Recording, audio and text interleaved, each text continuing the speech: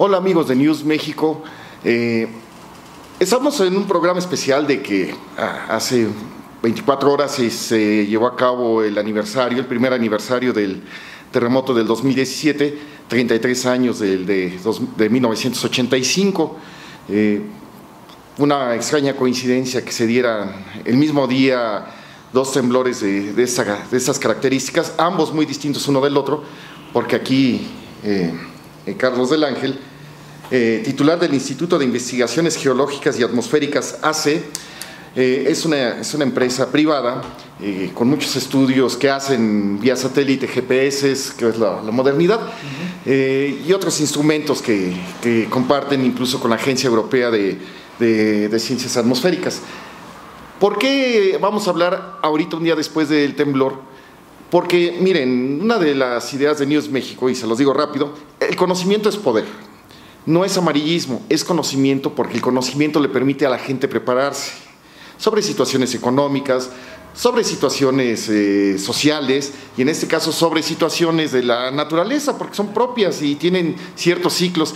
Y a ver, Carlos, empezando con esta entrevista, México está en medio de cuatro placas, ¿no? Sí, la de Cocos, norteamericana, Caribe y de Rivera. Y la del Pacífico sería una quinta que está en la península de Baja California. Sí, hay diferentes tipos de movimientos en todo lo que es el territorio nacional. En la parte norte, en Baja California, Golfo de California, tenemos un deslizamiento que es incluso donde comienza ya en la parte norte de Mexicali, la falla de San Andrés. Ya más para el estado de Jalisco, ahí inicia la trinchera mesoamericana, que es la zona de contacto entre la placa de Cocos y la placa de Norteamérica, y en Chiapas no está delimitado correctamente, digamos, el límite de la placa del Caribe, la placa de Norteamérica y la placa de Cocos. Y bueno, aquí, ¿cuál es la idea de esta entrevista? Nos estamos enterando que en Chile, en el temblor de hace algunos años, que explotó un volcán en forma espectacular, hubo un tsunami que mató mucha gente, Chile se desplazó varios centímetros hacia el oeste. En un temblor que hubo fuerte también en Alaska hace unos años, nos enteramos que Alaska se movió también 9 centímetros hacia el oeste, rumbo a las Aleutianas. Y entonces nos dio curiosidad qué ocurrió con México, y nos estamos llevando la sorpresa que también México, a raíz de los temblores de septiembre, los dos, el del 7 y el del 19, México se movió en diferentes direcciones, porque además está partiendo el país como en pedacitos. Obviamente no nos alarmemos, pero sí es interesante porque estamos hablando de movimientos que por lo regular tardan millones de años, y esto ocurrió en una sola exhibición. Claro, todas las rocas son elásticas, tienen cierto grado de elasticidad. A pesar de que nosotros las veamos muy muy rígidas, todas las rocas son elásticas. Entonces, al momento del terremoto del 7 de septiembre, tuvimos cerca de 10 centímetros de desplazamiento solamente en Huatulco, y en Salina Cruz debió haber sido alrededor de 12 centímetros. Pero en la zona epicentral estimamos que, evidentemente con mediciones de otras partes del mundo, estimamos que por la magnitud del sismo, que fue 8.2, el desplazamiento debió haber sido de 3 metros y medio o 4 metros y medio. 3 metros y medio, estamos hablando que esto debería de ocurrir en un periodo de más o menos 10,000 años, ¿no? Más o menos. Más o menos, la zona de desplazamiento son 7 centímetros al año en esa zona. Entonces no había habido un terremoto en 200 años en ese lugar en específico. De hecho era una brecha sísmica. La brecha más conocida en México es la brecha de Guerrero, pero teníamos una brecha y seguimos teniendo la mitad de la energía de lo que acumulaba esa brecha. Se liberó solamente el 7 de septiembre. Falta la otra mitad, que corre de Huatulco a Salina Cruz. O sea, fíjense lo importante que es aprender estas cosas, porque así le podemos exigir a los diputados, senadores, que hagan una ley nacional, que no sea ya municipal, sino nacional, sobre construcciones, porque es importante. ¿Por qué es importante? Platícanos, porque estamos en 5 placas que va a estar temblando todo el tiempo, ¿no? Sí, particularmente si hablamos del terremoto del 19 de septiembre y hablando del tipo de edificaciones o normas de construcción, sí tendríamos que estar más preparados para el tipo de sismos o el tipo de sismo del 19 de septiembre del año pasado, porque fue un terremoto de mayor frecuencia al momento del movimiento del terremoto. la frecuencia de las ondas fue mucho mayor, mucho más rápida. Es una aceleración que no estamos acostumbrados realmente a ver. Es por eso que hubo más daños, principalmente en edificios de 7 a 10 pisos. Y sí estamos preparados para sismos de mayor magnitud, incluso hasta 9, como el edificio de la Torre Mayor, que está preparado para un terremoto de 9, pero viniendo de las costas del Pacífico. El terremoto del 7 de septiembre fue frente a las costas de Pijijiapa. Fue exactamente en esta zona. Ajá. Esta zona fue la que rompió. La energía, digamos, las rupturas fueron varias, fueron como 4 o 6 rupturas al mismo tiempo. Es como si fuesen 4 o 6 terremotos al mismo tiempo, solo que como es un solo movimiento originado desde el principal que se generó aquí, todo esto se fue rompiendo hacia el noroeste, rumbo hacia Salina Cruz. Por eso el mayor impacto de daños, de hecho, lo tuvimos en Puerto Arista, en Juchitán, en Salina Cruz, en Tehuantepec. Realmente hubiésemos tenido más daños en Pijijiapan y en la zona de Tapachula si el terremoto hubiese sucedido más hacia adentro del territorio nacional, del territorio chiapaneco. O sea, que fue un desplazamiento hacia el norte. Ajá, hacia el noroeste en este caso.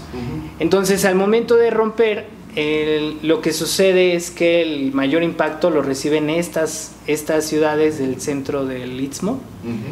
Y bueno, ya toda la actividad sísmica que ha ocurrido desde ese momento, desde el 7 de septiembre hasta el día de hoy, toda se concentra en una franja de 250 kilómetros. El choque fue en este caso entre la placa de Cocos, que es esta que vemos acá, y la placa norteamericana. Sí. Aquí en esta línea de fallas que viene desde Guatemala, no hay definido una zona de término de esas fallas, que es donde termina la placa caribeña, que es la que entra de este lado, hacia acá. ¿Se desplazó México en ese terremoto? Sí. ¿Cuántos centímetros? Aproximadamente en tierra, en Salina Cruz, en Huatulco, se debió de haber desplazado cerca de 6 centímetros. Porque hay que aclarar a la gente que primero ahí hay sensores GPS, que son los que miden a nivel satelital los desplazamientos de la Tierra, y segundo, 6 centímetros es muchísimo en tiempo geológico. Sí, de hecho aquí tenemos el plot, se le llama, de la estación GPS que está en Huatulco. Aquí estamos viendo, por ejemplo, el movimiento en norte-sur, movimiento norte-sur del terreno, este-oeste, que es esta franja de aquí, y la de abajo es la de hundimientos o elevaciones. Entonces aquí estamos viendo cómo constantemente había tenido una calma, digamos, de desplazamiento. Entonces aquí estamos viendo cómo la estación GPS había determinado quietud, digamos, del terreno, no había habido desplazamientos como tal, y abruptamente se pasa del centímetro 6 al centímetro menos 4, que esos son aproximadamente 10 centímetros de desplazamiento en un solo momento, que aquí estamos viendo, por ejemplo, el año 2017-2018, y aquí está dividido por mes. Si nos ubicamos en esta zona, es el límite entre agosto y septiembre. Realmente creemos que el desplazamiento del terreno pudo haber sido iniciado en agosto, a fines del mes de agosto, y culminado en el terremoto del 7 de septiembre. Ya con un desplazamiento ya mucho mayor en ese momento del terremoto. Aclarando que todavía no hablamos del terremoto del 19. Sí, este es del 7 de septiembre de Chiapas, Oaxaca. Entonces el desplazamiento aproximadamente fue 10 centímetros en Huatulco o Salina Cruz, más o menos en toda esa zona, pero creemos que en la zona epicentral, que fue dentro del mar, el desplazamiento del terreno pudo haber sido de 3 metros y medio a 4 metros y medio aproximadamente. Para que la gente entienda, el desplazamiento natural de los continentes es aproximadamente de 7 centímetros al año en esa zona. Pero en este caso ocurrió en un día, entonces en un día, es algo impresionante. Imagínense cuánta fuerza es para mover todo un continente, porque esto tarda millones de años. Para mover una sección de 250 kilómetros, la energía comparable a este movimiento del 7 de septiembre fue de 33 bombas atómicas, la liberación de la energía. Y eso, bueno, provoca el movimiento de la masa rocosa en esa zona. Y luego, Y estamos insistiendo, el movimiento fue de este a oeste. De este a oeste, exactamente. O sea, en este caso el movimiento, así como lo estamos viendo en este plano, fue hacia el este. O posiblemente una combinación entre el este y el sur, porque el movimiento fue como un tirón hacia la zona del epicentro. Es decir, que nos alejamos de Asia unos centímetros. Digamos, es un... Sí. Claro. Sí. Y lo del 19 de septiembre, ese es otro terremoto, otra historia. Sí, es totalmente diferente, el mecanismo es muy distinto. Aquí hay digamos, un silencio en cuanto a datos GPS. Hay algunos muy pocos, pero la mayoría están caídos desde el terremoto. De hecho, el sensor de Pijijiapan, que no está en este mapa, es porque está caído desde el 7 de septiembre, desde el día del terremoto.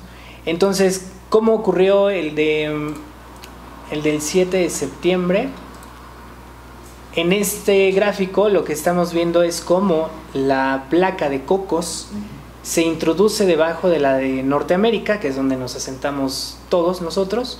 Aquí estaría Acapulco, la Ciudad de México, y vemos cómo el eje de inclinación es normal para una zona de subducción, pero más o menos a la altura de Chilpancingo empieza un movimiento horizontal hacia el centro del país. Y justamente en el centro del país la placa cae directamente hacia el núcleo terrestre. No llega hasta el núcleo porque pues, se disuelve entre la temperatura y todo el material que hay en esa zona, pero el terremoto ocurre justamente en esta zona, en este codo, digamos, de la placa de Cocos. Pero esa es la del 19 de septiembre. Este es el del 19. Aquí está nuevamente la misma gráfica, pero ya viéndolo de un plano un poco más cercano. Y como explicábamos, el rompimiento fue dentro de la placa de Cocos, no fue en el deslizamiento de la placa Norteamérica con la placa de Cocos, sino fue internamente la fractura fue interna en la placa de Cocos. Al momento de hacer la ruptura, se hace un movimiento muy vertical.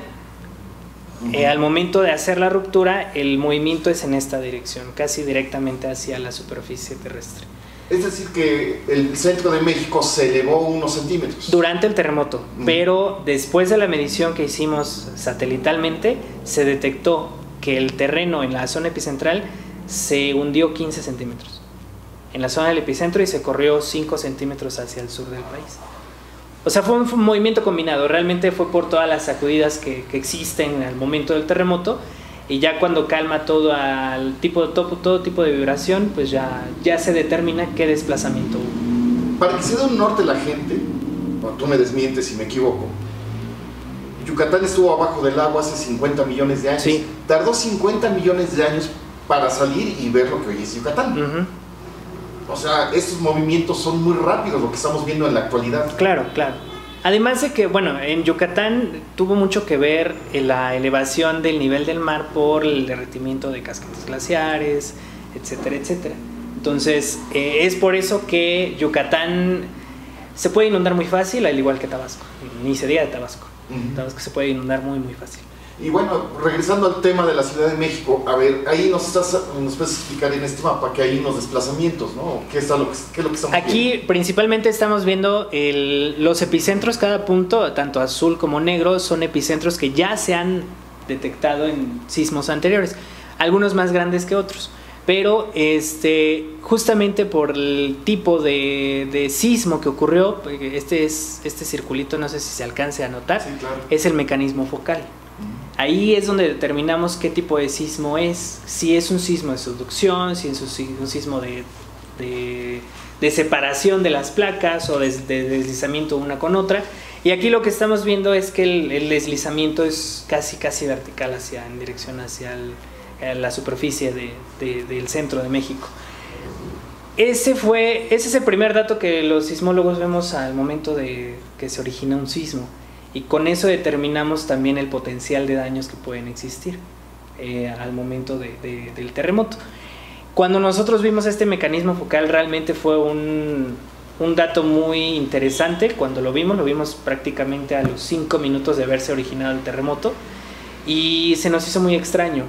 Al principio, evidentemente los sismogramas triangulan la ubicación del posible epicentro y se determinó que era en el centro de México. Y rápidamente lo que pensamos fue una falla superficial que se deslizó y eso provocó el terremoto.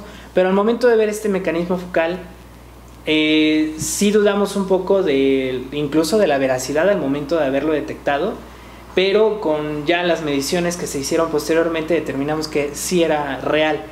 Y después, bueno, empezamos a indagar realmente cómo se originó y por qué se originó ese terremoto. Fue que llegamos a la conclusión de que el rompimiento fue interno en la placa de Cocos, justamente en ese doblez.